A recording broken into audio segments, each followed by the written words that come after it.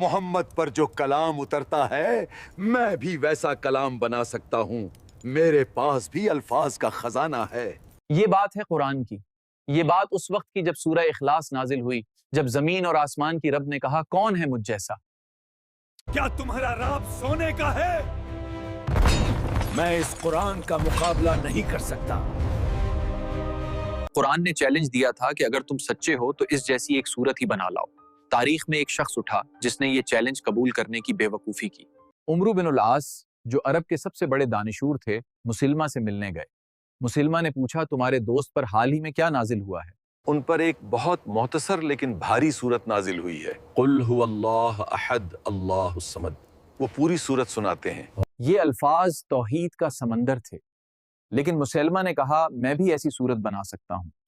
और फिर उसने जो सुनाया, ए मेडिक, तू कितना डराता है, आधा तो पारी में है और आधा मिट्टी में। देखो, क्या ये कुरान जैसा नहीं है? उमरू बिन उल-आस ने उसे देखा और वो तारीखी जुमला कहा, ए मुसलमा, खुदा की कसम, तू भी जानता है कि मैं जानता हूं कि तू झूठा है।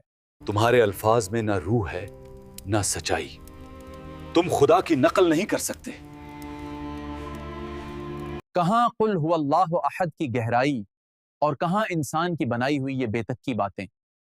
सूरह इखलास का ये एजाज, कहां सूरह इखलास का ये एजाज है कि आज तक कोई उसकी टुकर की 4 लाइनें नहीं लिख सका। ये अल्फाज तौहीद का समंदर थे। वो जिसने कुरान का मजाक बनाना चाहा, कुरान का मुकाबला करना चाहा, अल्लाह ने उसे रस्वा कर दिया। इंसान के जहन में हमेशा से ये एक सवाल खटकता रहा है कि इस कायनात को चलाने वाला असल में है कौन और उसकी असल पहचान क्या है। देखो इन बुतों को, ये हमारे बाप दादा के अजीम खुदा हैं। उनकी खिदमत करोगे तो ये तुम्हारी हर मुश्किल आसान कर देंगे। 1400 साल पहले मक्का के सहरा में ये सवाल एक तूफान बन गया। वहां 360 खुदा थे और हर कबीले का अपना एक अलग खुदा था। हमारे पास लात और अजिया हैं जो हमें इज्जत देते हैं। हम इस नए दीन को कैसे मान लें जो हमारे देवताओं को पत्थर और लकड़ी का टुकड़ा कहता है? जब नबी करीम ने ला इलाहा इल्लल्लाह की सदा लगाई तो मक्का के सरदारों के जहन चकरा गए। उन्हें समझ नहीं आ रहा था कि ये कैसा खुदा है जो अकेला है। मैंने सुना है कि मोहम्मद हमारे तमाम खुदाओं का इनकार करते हैं और कहते हैं कि सिर्फ एक ही रब है जो सबका मालिक है।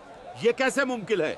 वो नबी तार के पास आए, लेकिन इस बार लड़ने नहीं बल्कि एक अनोखा और अजीब सवाल पूछने, जो आज तक किसी ने खुदा के बारे में नहीं पूछा था। ऐ मोहम्मद, तुम जिस रब की तरफ हमें बुलाते हो, जरा इसका हस्बे नसब तो बताओ। उसका बाप कौन है और उसका दादा कौन है? उन्होंने पूछा, क्या वो सोने का बना है, क्या वो चांदी का है या हीरे जवाहरात का? वो खुदा को भी अपनी तरह कोई इंसान या बुत समझ रहे थे। देखा तुमने, इसके पास कोई जवाब नहीं है। यकीनन इसका खुदा भी हमारे बत्तों जैसा ही कोई बुत होगा जिसका हमें पता नहीं है। जमीन खामोश थी। मक्का के सरदार जवाब के मुंतजिर थे। तब 7 आसमानों के ऊपर से वो जवाब, खुदा की कसम, देखो आसमान का रंग कैसे बदल रहा है। यकीना आज कोई बहुत बड़ा और भारी जिब्राइल उतरे और वो 4 लाइनें लेकर आए जिन्होंने खुदा के तसव्वुर को हमेशा के लिए बदल दिया। ये आयात नहीं, ये अल्लाह का शिनाख्ती कार्ड था। कुल हुवल्लाहु अहद अल्लाहुस समद।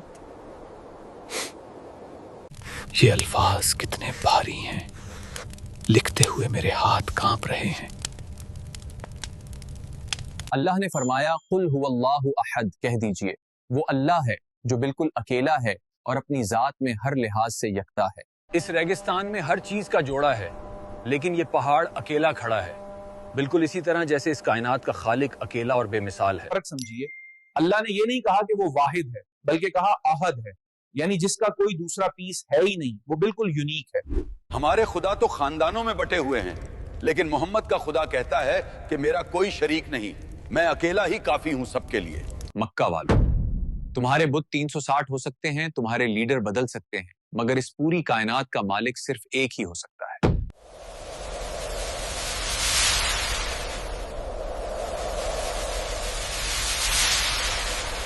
फिर अल्लाह ने अपनी दूसरी सिफत बताई जिसने यहूदियों और मुशरिकीन के एतराजात के मुंह बंद कर दिए। फरमाया, अल्लाहुस्समीद, यानी अल्लाह बेनियाज है।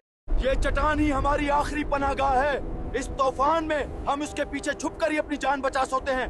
ये हिलती नहीं है। समद उस सरदार को कहते हैं जो खुद किसी का मोहताज नहीं होता, مگر پوری قوم اپنی ضرورتوں کے لیے اس کی محتاج ہوتی ہے۔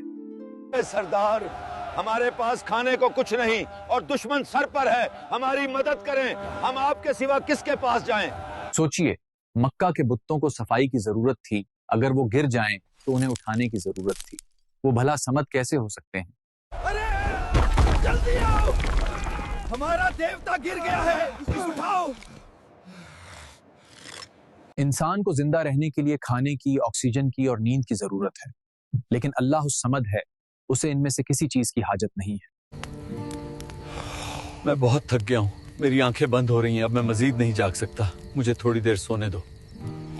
مدینہ کے یہودیوں نے پوچھا تھا، اے محمد بان، کیا تمہارا رب آرام کرتا ہے؟ کیونکہ ان کا عقیدہ تھا کہ خدا نے دنیا بنا کر آرام کیا تھا۔ ہم نے تورات میں پڑھا ہے کہ 6 دن کام کرنے کے بعد آرام ضروری ہے، کیا تمہارا رب بھی تھک جاتا ہے اور آرام کرتا ہے؟ اللہ نے اس سورت اور آیت الکرسی میں جواب دیا، اسے نہ اونگ آتی ہے نہ نیند، اگر وہ ایک لمحے کے لیے سو جائے تو کائنات تباہ ہو جائے۔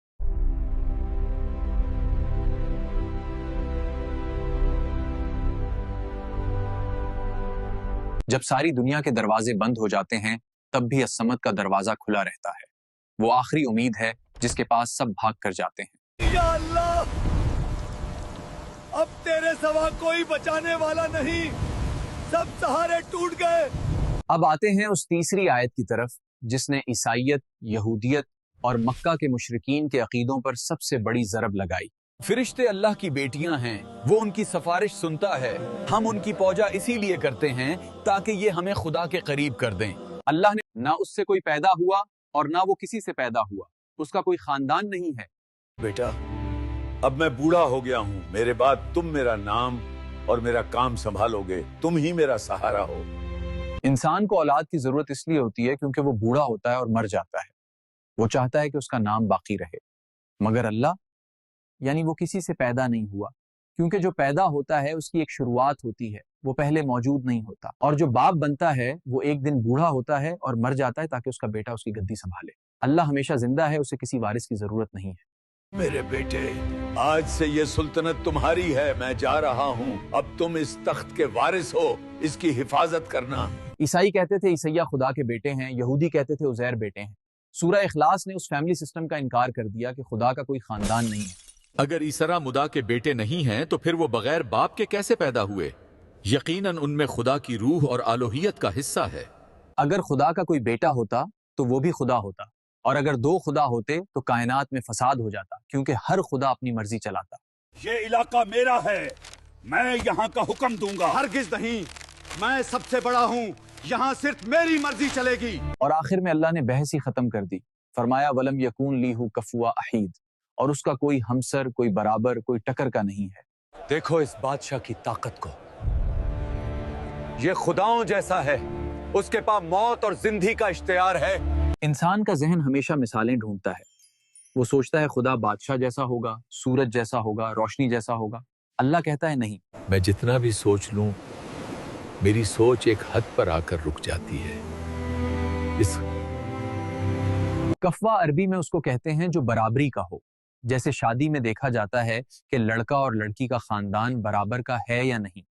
ہم اپنی بیٹی کا رشتہ وہاں کریں گے جو ہمارا کفو ہو، یعنی جو عزت، مال اور حسب نسش میں ہمارے برابر کا ہو۔ اللہ کا کوئی کفو نہیں ہو سکتا، کیونکہ وہ خالق ہے اور باقی سب مخلوق، بنانے والا اور بننے والے کبھی برابر نہیں ہو سکتے۔ میں نے اسے مٹی سے بنایا ہے، اگر میں چاہوں تو اسے توڑ دوں، یہ میرا مقابلہ نہیں کر سکتا کیونکہ میں اس کا خالق ہوں۔ یہی وجہ ہے کہ نبی کریم تک نے فرمایا سورہ اخلاص 1/3 قرآن کے برابر ہے، کیونکہ یہ اللہ کا مکمل اور خالص تعارف ہے۔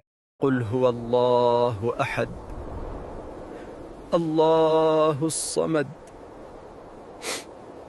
ایک صحابی کو اس صورت سے عشق تھا، نے انہیں خوشخبری سنائی، خوش ہو جاؤ، تمہاری اس محبت نے تمہیں جنت میں داخل کر دیا ہے۔ یا رسول اللہ، میں ہر نماز میں یہ سورت پڑھتا ہوں کیونکہ مجھے اپنے رحمان کی صفات سے پیار ہے۔ آج مکہ میں پتھر کے بت تو نہیں ہیں، لیکن انسان نے اپنی خواہشات، دولت اور طاقت کو اپنا نیا خدا بنا لیا ہے۔ مجھے اور پیسہ چاہیے، بس یہی طاقت ہے، اگر یہ میرے پاس ہے تو میں دنیا کا خدا ہوں، مجھے کسی کی پرواہ نہیں۔ آج کی دنیا میں جب ہم ڈپریشن، خوف اور مایوسی کا شکار ہوتے ہیں تو ہمیں اسی عصمت کی ضرورت ہے۔ یا اللہ میں تھک گیا ہوں، سب نے میرا ساتھ چلوڑ دیا، اب تو ہی میرا سمد ہے، مجھے اس اندھیرے سے نکال دے۔ بار آپ کہ آپ اس بادشاہ کو پکار رہے ہیں جو اکیلا ہے اور بے نیاز ہے۔ تو اکیلا ہے، تجھے میری ضرورت نہیں مگر مجھے تیری ضرورت ہے، تو ہی میرا سب کچھ ہے۔ نبی کریم تر نے فرمایا جو صبح و شام 3 بار سورہ اخلاص اور معوذتین پڑھ لے تو یہ اسے ہر چیز کے شر سے بچانے کے لیے کافی ہو جائیں گی۔ یہ سورت چھوٹی سی ہے مگر قیامت کے ترازو میں اس کا وزن پہاڑوں سے زیادہ ہوگا، کیونکہ یہ توحید ہے۔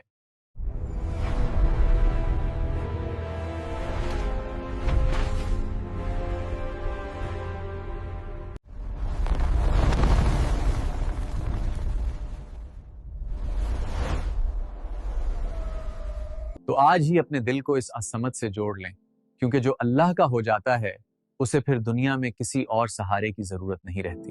اب مجھے کوئی خوف نہیں، میرا رب میرے ساتھ ہے، وہی میرا کافی ہے اور وہی بہترین کارساز ہے۔ یہ ہے خدا، یہ ہے اللہ۔ آئیے مل کر کہتے ہیں اشہد ان لا الہ الا اللہ وحدہ لا شریک لہ۔ قل هو اللہ احد اللہ الصمد لم یولد ولم لبیک اللہم لبیک۔ ہمارا مقصد صرف دین کی فلاح ہے، کہیں کوئی غلطی ہو گئی ہو تو ہماری رہنمائی کیجیے گا، اللہ آپ سے راضی ہو۔ اگر آپ کو ہماری کاوش پسند آئی تو ہمارے چینل کو ضرور سبسکرائب کیجیے اور اپنی رائے کا اظہار ضرور کیجیے گا۔ اللہ آپ کا حامی و ناصر ہو، اللہ ہم سب کو اس راستے پر چلنے والا بنا دے۔ اللہ حافظ۔